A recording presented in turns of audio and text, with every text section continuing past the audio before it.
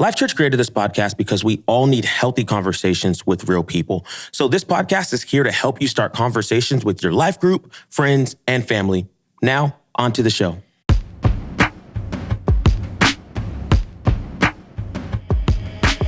Welcome to the You've Heard It Said podcast. This is Jason. And this is Allie.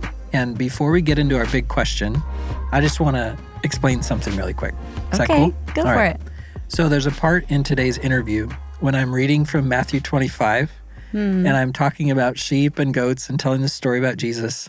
And I'm with these two very tough guys who you'll meet in just a second. One of them is like a tatted up ex-con, like you'll understand. And then the other one could definitely bench press me. And if you knew me, you would know that's very impressive. So I'm trying to talk and my voice starts cracking. And I'm like trying not to start crying. Like I'm kind of like on the verge of it being a lot. And for normal people who actually feel their emotions, this would be like you having an ugly cry, you know? So anyways, I just want to explain what was happening. Is that okay? Yeah, that's okay. So you didn't just start evading the question or inserting dad jokes or some of those other things that you do when you get emotional? Okay. No. That's progress, Jason. I'm proud. Please share. Wow. Okay. I'm sorry. So when we had the idea to start this entire podcast, which was actually a couple years before we did, we thought that if we could ask people to tell their best stories, that those stories would almost always have something to do with God changing their life. And then we believed that if we could tell those stories and do it well, that people would listen. And that when people listen to a story about God changing someone else's life, they might hear something that reminds them of what God's been trying to do in their life. And then finally, and I'm giving you, this is like how we make the sausage, by the way. And then finally, we have this bias. We believe that God changes people through relationships with other people, and especially through conversations with those people that they trust. So that's why every episode, there's questions, there's a conversation guide you can download after. So anyways, I'm sitting here talking to these guys. I start getting emotional because I realized we're hearing a story of a man who was a self-proclaimed, in trouble with the law, hate-filled, white supremacist leader of a neo-Nazi gang. And he walked into our church and he met a black pastor. And then he heard a message about restoration from our pastor, Craig.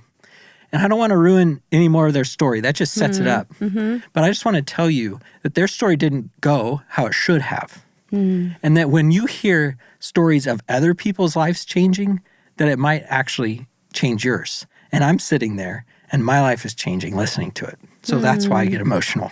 I'm glad you said all that. And I'm glad that we're not just playing some game that you made up. See? When you feel your feelings, you learn stuff. Okay. So I'm just going to get right into the interview. We've been talking all season about how God can change our lives through the right message at the right time. And so today's big question is, can we really overcome hate? And if so, how? And so we got to sit down with Stefan Reed, who is a longtime campus pastor at Life.Church, and Zechariah Johnston, who goes by Zech. Zach is the former white supremacist that Jason mentioned, and we will just let them tell the rest of the story.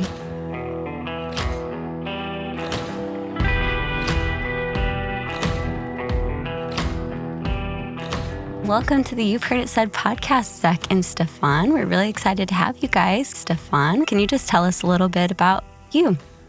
Yeah, absolutely. I started at Life.Church in 2001, and I was working random jobs, etc. And I remember Pastor Craig for a few years.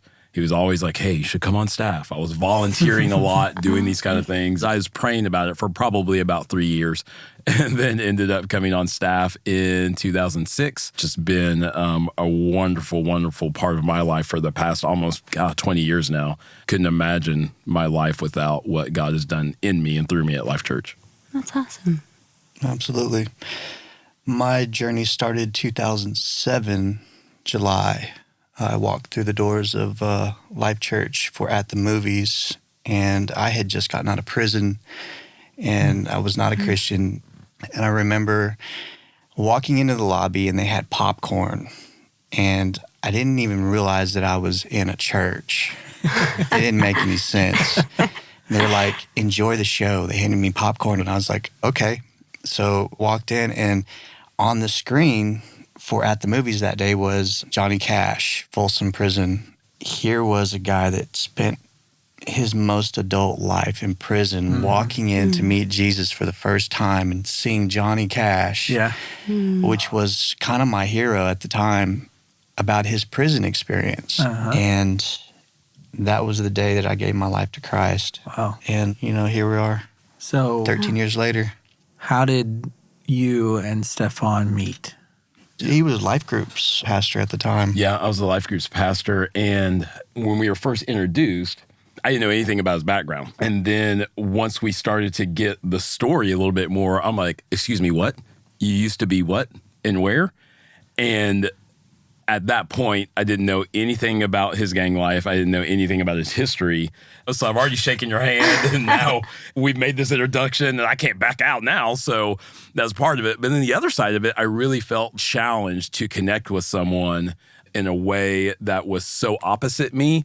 I felt the spiritual responsibility to take a step forward. What was the story? What did you hear about his background? I was introduced later to his background that Zech was a very prominent leader in a white supremacist gang.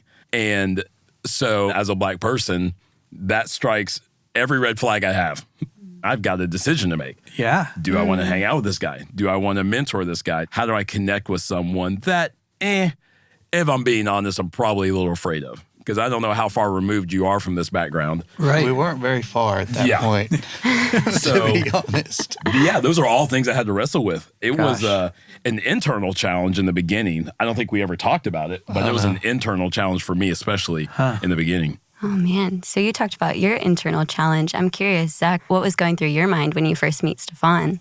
I was at this point where I did not want to be who I used to be. Yeah. And I didn't know who Christ was, but I was all in. Yeah. So for me, it was just, I have a lot of conflict inside being around all these people, but I did it. It's just something that you do. Yeah. Because I know that there was going to be growth there. So something about pursuing Jesus kept bringing you closer to Stefan. Yeah. Yeah, and I think because he was there so often, it actually forced me to get out of my comfort zone.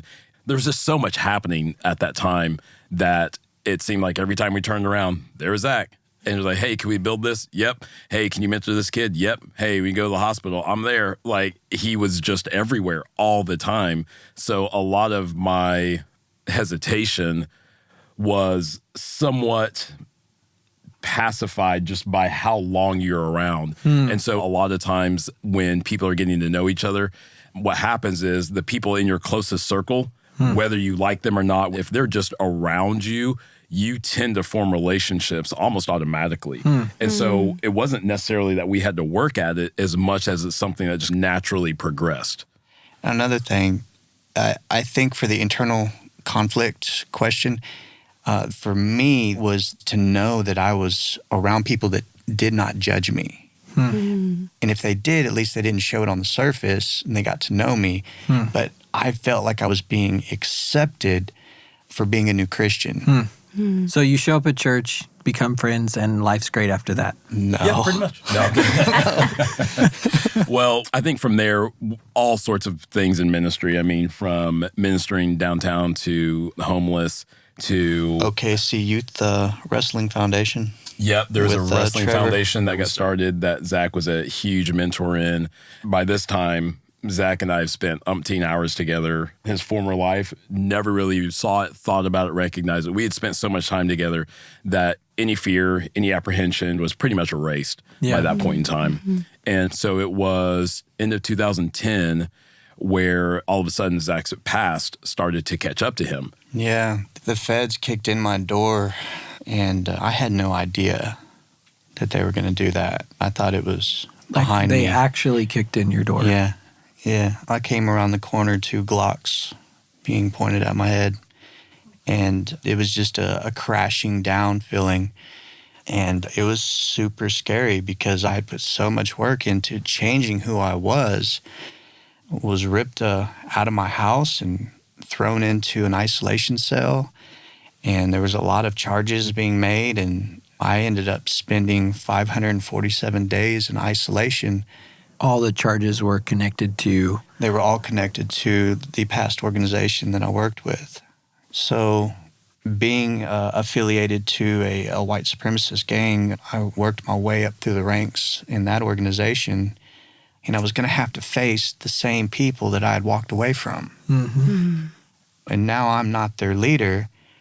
Now I'm their enemy. Mm-hmm. If it wasn't for my mentors and how they had spent 2 years with me prior to teach me how to have a relationship and have a closeness to Christ, how to draw on him in that time of suffering, I don't know if I would have made it, because Jesus was in that cell with me, and he was walking me, and he was helping me get through that hard moment.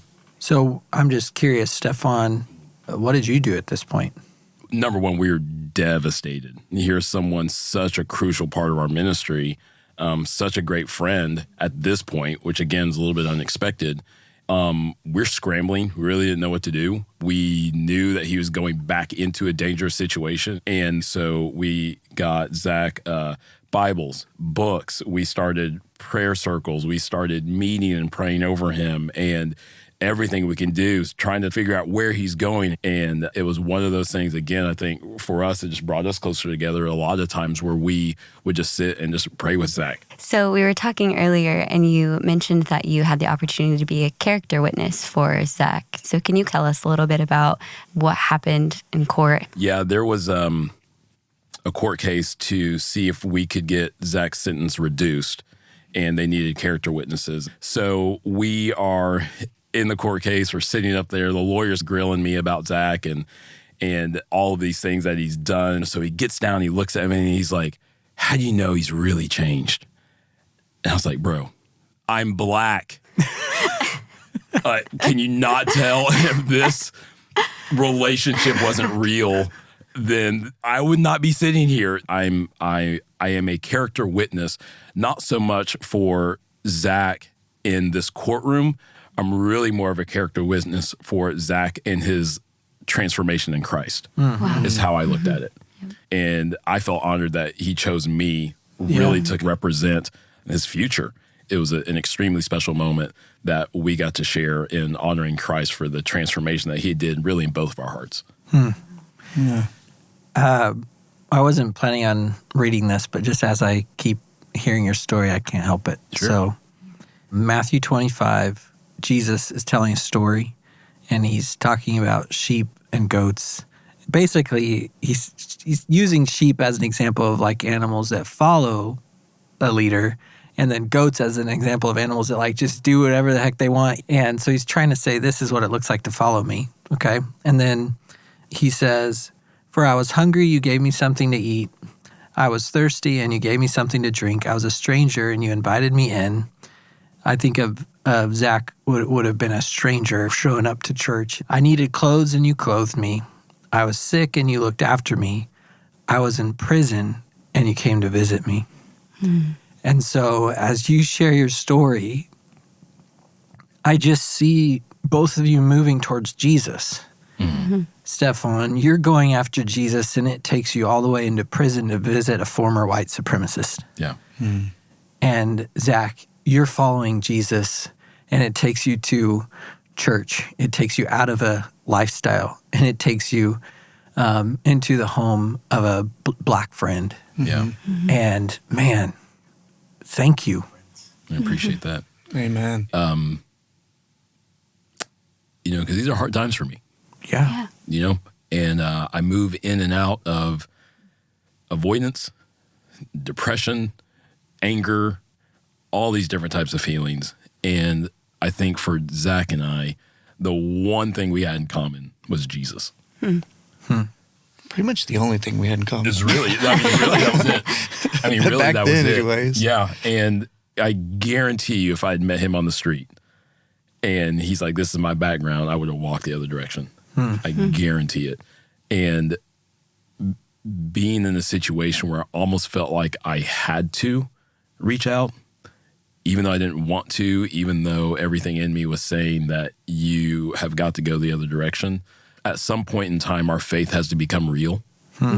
Meaning I can read about it, I can talk about it, I can raise my hand and, during the chorus and the worship songs and do all that stuff. And if all these things I say, if I can say them, but I can't do them in the hardest moments, then how deep is my faith? The hard thing was getting to a place where I was going to be obedient to Jesus and get over myself and try to have a relationship. And once that happened, the rest was easy. There's a pretty cool story, an in-prison story, which is testament to all of this. So I'm sitting on a high-security farm in Louisiana, and I am around all of this chaos, these white supremacists, and all of the gangs that are there. So I had Stefan and all of my friends were sending me the talk it over notes. Oh, wow. And I would literally preach a sermon on the talk it over notes in prison. I just really thought that was a testament to obedience. Just listening to his voice and being obedient to the direction he wants you to go, no matter how scary it is, no matter how much you fear for your situation, that you step out of yourself and allow yourself to be that vessel for Jesus. I got out 2016, went into a halfway house. First thing I did, as soon as I could get a pass, was go to the South Campus Life.Church. That was the only thing I wanted. And it was like coming full circle, stepping into that building. I remember almost breaking down because I know that I had survived something epic. And I know that I had survived it because of Jesus, because I was obedient, because I had people around me that were absolutely amazing and they believed in me and I was able to develop those relationships. Now I could start new and there was no weight. Yeah. Before there was a lot of weight. Right. I'm curious about your friendship. What does your friendship look like today? So Zach and Rachel in our life group. So we see them every week. Gosh, lunches, we hang out, we talk. Their baby, which I won't say that I wouldn't say I'm responsible for. I'm just saying that I did a little introduction for Zach and Rachel. I just said it, but you guys can edit that part out. But so a lot had changed when Zach had come back. It had been 7 years. So the building looked different. We had different staff. I was a campus pastor then, but nothing had changed for us. I mean, as soon as I saw him, we picked up right where we left off. So was jumping back into a mentoring role with him and just a friend role. And my operations pastor, Rachel, she's like, hey, who's that? And I'm like, oh, Zach? Let me tell you about Zach. So I vouched for him. And although I like to take responsibility for everything else that happened, I didn't. They were great on their own, and they really made a connection, obviously. So we actually have Rachel sitting here listening in on the interview, and she's got something to add. So when Zach got out of prison and reached out to Stefan was like giddy, like a little kid that he was back. And so it was like, I haven't seen you this excited about somebody coming like back to our church in a long time. Like, I need to know more. And so he had like told me the story. So then in my mind, Zach becomes like this like folklore, like legend. And so it was maybe the second or third time Zach had come back to church. Zach approached me in the lobby and was like, is Stefan here? And I said, oh, he's on a different rotation. He's not here. And I was thinking like, man, like this guy's kind of cute. And I was like, can I tell him that you came to see him? Who are you? He was like, oh, just tell him Zechariah was here. And I was like, time out. Like, the Zechariah? And when I finally told Stefan that Zach and I were going to go on a date, this was probably a couple months after talking, he was so supportive of it. And I don't know that I would have stepped into a relationship with Zach if Stefan wasn't supportive of it. And he did our premarital, he officiated our wedding. Like, he and Stephanie were the first non-family members to come meet our baby at the hospital. Like, they've just been there from the beginning. It's hard for me to even reconcile who Zach was when Stefan first met him. Because their friendship and just what Christ has done in both of them, it's not the same person. Right. Earlier I said the only thing we had in common was Jesus, but now we have so much life that we've shared together. So when we saw each other again in 2016, we didn't skip a beat. I'm such a huge fan of life groups, life missions, and the system of having a mentor is like the most important thing in your spiritual development, in my opinion. So when I got out, I needed to connect with really strong men, and I needed a mentor, and there was no doubt in my mind that Stefan was that guy. And he knows my heart to give me good direction and good advice, or to tell me I'm an idiot. A couple times. Yeah. So having that mentorship is really, really special to me. Right. And it's not all one-sided either. When Pastor Craig talked about the racial situation in our country, I don't really know what happened, but I'm sitting there in the morning service, and God, it still gets me emotional. All of the past racism that I have felt and all the situations that I had lived through, all of this is crashing down on my head. And I just cannot get my head in the game. I can't talk to people in the lobby. I can't even really look at anyone. I was actually glad I had a mask on so I could hide a little bit. I just felt very exposed, raw, and lots of emotions I couldn't deal with all at once. Magically, Zach and Rachel show up that day, and so the campus We that I'm didn't at- tell them we were coming. Yeah, we didn't know. And so the campus that I'm currently serving at, it's a drive to get out there. So if you're going, you don't accidentally show up to the campus on that. So they show up, and Zach's like, man, how's it going? How you doing? I was like, honestly, not good. And he said, you need to remember all the little victories. You need to remember me. Because when I showed up at Life.Church, I was a white supremacist, neo-Nazi, black-hating dude, and you loved me. And you've got to remember those victories. And as soon as he said that, it was a literal bombshell to my brain, like, oh yeah, that's who you were when I first met you.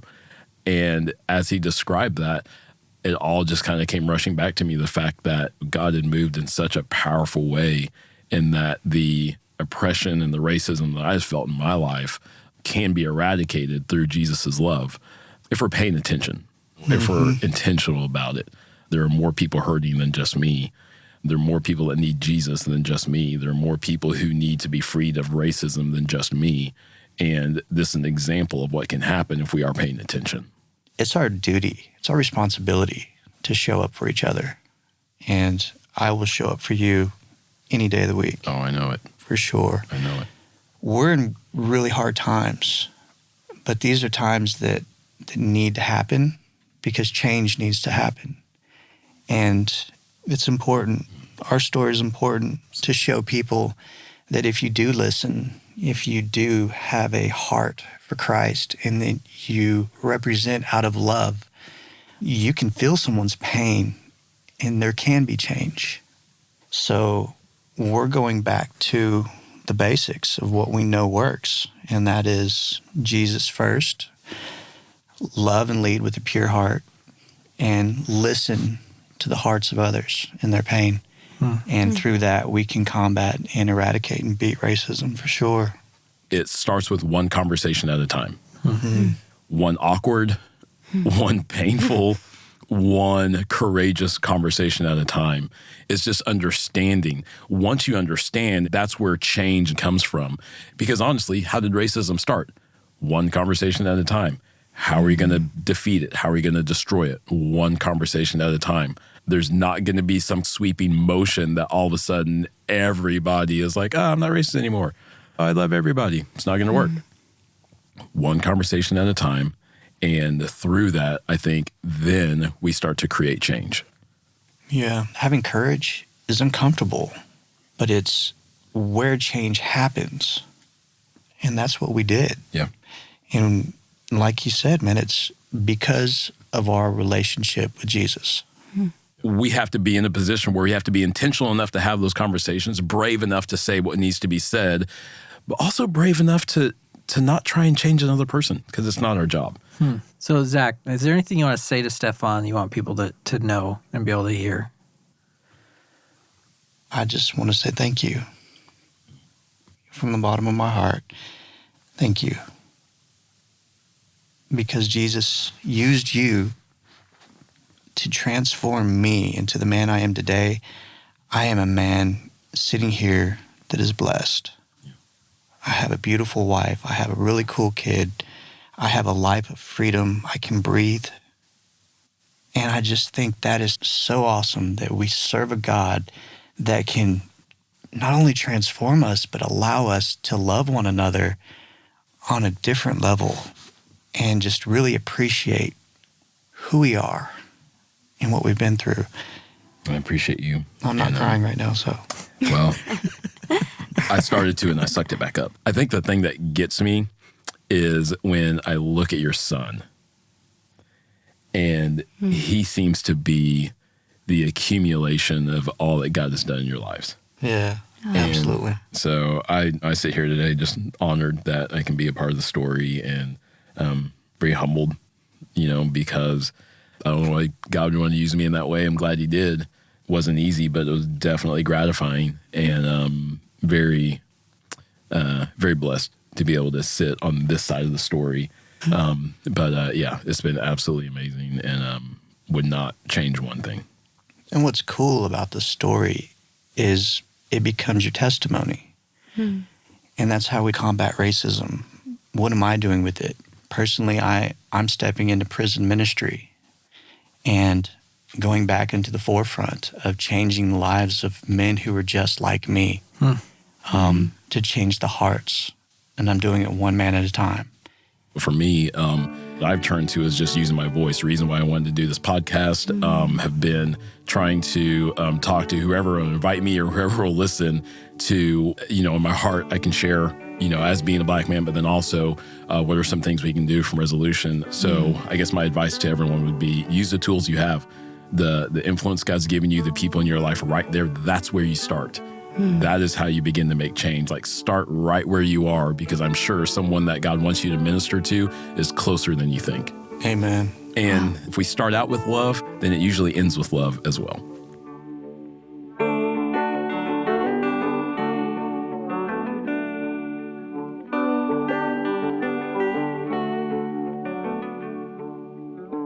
So Stefan kind of dropped a bomb on us just there. He said, if you start out with love, it usually ends with love as well. And so I'm trying to think about what that means for me. Like, do I have any perspectives of others or ways that I think about the world that don't start out with love? I know I do. I mean, even with people who I'm really close to, I will sometimes have a perspective that will cause me to assume they meant something they didn't and all that. Actually, I was talking to a friend just, I think yesterday or a couple days ago, and they're going through something that's crazy painful. And so they were feeling some anger and even hate, and they were willing to be honest about that. So I found myself saying some things to them that I think I actually really needed to hear. You know how that happens? So the thing I said that kind of stuck for me was, so let's not let those feelings fill in the gaps of information that we might have about those people or situations. That's good. Because if we do, then we end up like with this well-built wall against them. But if instead we'll start out with love and fill in the gaps of information with love and empathy and explain everything as much as we can with love, then I think those situations might end in love as well. I think that's kind of what Stefan was saying. Yeah. So I think one of my favorite parts of talking with Zech and Stefan was seeing how they really are good friends now. Like not just kind of acquaintance style friends, but like finish each other's sentences kind of friends. Yep. And I found myself honestly wondering, like, Stefan, how could you overcome where Zech was when you first met? And I know we only heard parts of their story, but what he said about starting off with love was so powerful. And it reminded me of 7 words from 1 John 4:19. We love because he first loved us. Thanks, 1 John. Right. I mean, seriously, like it's pretty simple, really hard to do. But if we're following Jesus and he's leading the way and he's leading with love, then we do what he does, right? He's going in front of us with love, so we start off with love. So that brings us to a question for this week. But again, don't just hear this question and then move on with your life. We hope that you'll actually talk to other people about this story. Like send them the episode and then talk about this with them. What stories in your life or in your community are filled with anger, hurt, or hate? And then what step will you take to follow Jesus into those stories and fill in the gaps with love? That is a really good and hard question, especially with topics like hate and racism. I think if you're like me, you probably won't have like a really perfect answer right away. We just need to keep talking with people about it. We need to keep talking with God about it. And we need to give God permission to do what he wants to do. So there's this song that our church started singing about this time last year. And I just want to play it for you. As you listen, ask God to talk to you about how to fill in the gaps with love.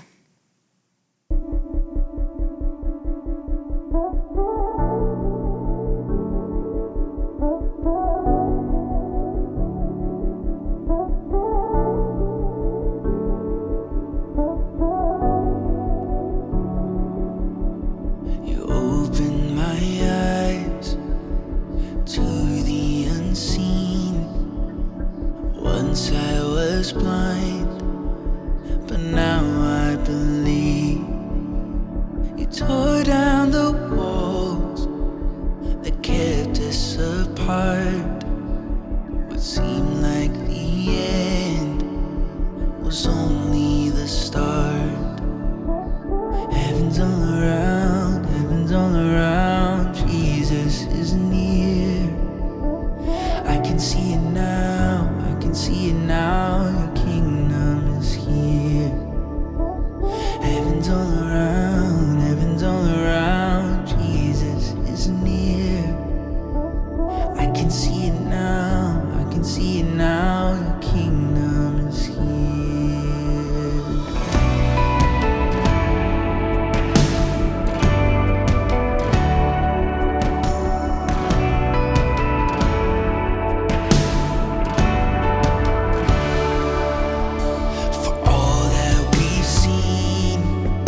There's still more to come. We know you'll finish what you've begun. Battles may rage, but we will not fear. 'Cause we know our victory is standing right here. Heaven's all around, Jesus is near. I can see it now, your kingdom